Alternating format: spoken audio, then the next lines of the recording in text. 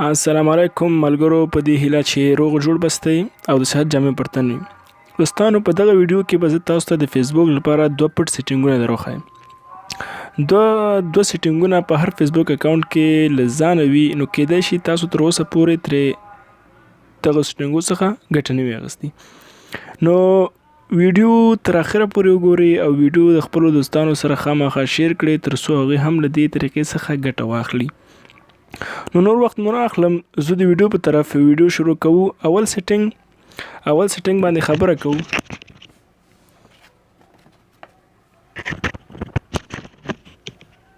نو راځو اول سیټینګ ته. اول سیټینګ په ذریعه به تاسو کولی شئ چې په خپل فیسبوک آی ډي کې له یو څو کسانو څخه یا د ډیرو کسانو څخه خپل پوسټونه پټ کړئ. که تاسو غواړئ چې فیسبوک آی ډي کې خپل فیسبوک آی ډي کې پوسټ وکړئ، ویډیو اپلوډ کړئ، عکس اپلوډ کړئ او غواړئ چې هغه ټول ستاسو ملګري وګوري بغیر چې کوم یو څو کسانو څخه چې هغه تاسو انتخاب کړي وي چې دغه باید ستاسو پوسټونه ونه ګوري. نو دغه طریقه څنګه ده؟ راځو په دغه طریقه باندې شروع کوو. دغه اول به تاسو فیسبوک خلاص کړئ خپل موبایل کې.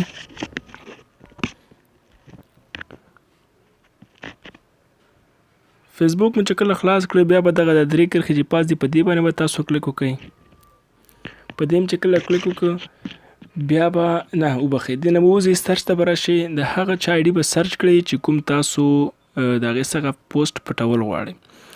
زه راځم دلته لیکم، هغه نوم سرچوم او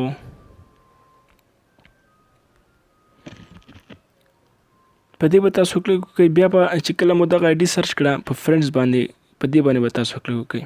په دې چې کله کلیک وکړئ، بیا به دلته لاندې دریم اپشن دی ایډیټ فرینډز لیست، په دې باندې تاسو کلیک وکړئ. لږ به صبر وکړئ. بیا به دغه لاندې دریم اپشن دی ریسټریکټډ، په دې باندې به تاسو کلیک وکړئ. دغه ټیک مارک به تاسو آن کړئ. د دې نه بعد تاسو که کوم پوسټ کوئ یا ویډیو اپلوډ کوئ، عکس اپلوډ کوئ، نو دغه کس به ستاسو دغه پوسټ یا ویډیو نشي لیدلی، نو به ټول لیدلی شي. او که چیرته تاسو بیرته غواړئ چې دغه کس تاسو پوسټونه وګورئ، نو همدغه طریقه له راشئ، دغه ټیک مارک بیرته لرې کړئ او کولی شئ چې تاسو پوسټونه بیرته دغه کس وګورئ. لومړی سیټینګ دا و.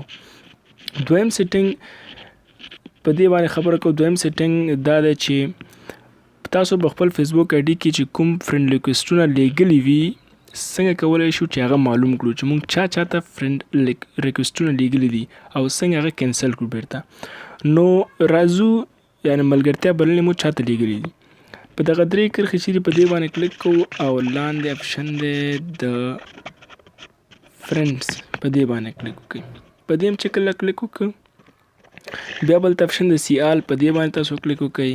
په دې چې کله کلیک وکړو، پاس درې ډاټه دي، په دغه باندې تاسو کلیک وکړئ او یو سینډ ریکویسټ، په دې باندې تاسو کلیک وکړئ. په دې چې کله کلیک وکړو، تاسو ګورئ چې موږ چاته ریکویسټونه لیږلي دي. نو موږ دغه خلکو ته څه کړي، ریکویسټونه لیږلي دي. نو دا تاسو کولی شئ چې دې ځینه کینسل هم کړئ. ګوره 16 سینټ ریکویسټ دا تاسو لیږلي دي، ځینه کینسل کولی هم شئ او دې ځینه ټول کینسل کولی شئ. دا ګورئ دغه طریقه وه چې څنګه کولی شو خپل دا فرینډ ریکویسټونه چاته لیږلي هغه معلوم کړو او لرې کړو. نو دغه دوه سیټینګ وو. که ویډیو هم خوښه شوي وي، ویډیو لایک کړئ، خپل ملګرو سره شیر کړئ تر څو هغوی هم د دې ښایسته ښایسته ویډیوګانو څخه فایده واخلي. او که زموږ چینل هم نه سبسکرایب کړی، مهرباني وکړئ زموږ چینل هم سبسکرایب کړئ. ورسره خوا کې د بیل آیکن ووهی او په آل باندې کلیک کړئ تر څو زموږ هغه نوې ویډیو اول تر تاسو پورې در ورسیږي. دغه دوه سیټینګونه ستاسو ډېر به انشاءالله پکارېږي. تاسو به ترې خبره وئ تر اوسه پورې ویډیو وګورئ او ځان ترې خبر کړئ او طریقه یاده کړئ. تر بلې ویډیو پورې هم په الله تعالی سپارم.